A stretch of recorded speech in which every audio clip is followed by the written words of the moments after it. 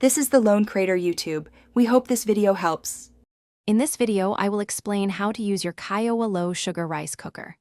First, always rinse your rice thoroughly in a separate bowl before cooking to ensure a consistent texture and remove excess starch. Next, carefully place the non-stick inner pot and the stainless steel low-sugar rice basket into the cooker.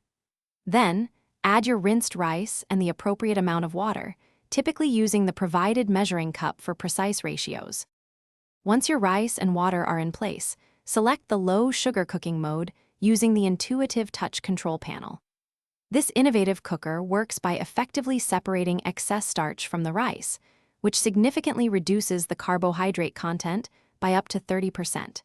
You can now enjoy your favorite rice guilt-free, knowing it's a healthier option that doesn't sacrifice delicious flavor or satisfying texture. After the cooking cycle finishes, allow your perfectly cooked rice to rest inside the cooker for about 15 minutes to achieve the best possible texture and consistency. Once serving is complete, remember to unplug the appliance and let it cool down completely before proceeding with cleaning. For maintenance, wash the non-stick inner pot and stainless steel basket with warm water and mild dishwashing soap, then simply wipe the exterior with a soft, damp cloth.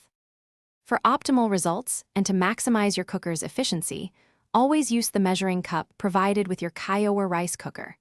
This ensures accurate rice and water ratios for consistently great outcomes. Remember to avoid harsh cleaning agents or abrasive sponges on the non-stick inner pot to maintain its durability. Also, take full advantage of the convenient preset and timer functions for flexible and effortless meal planning.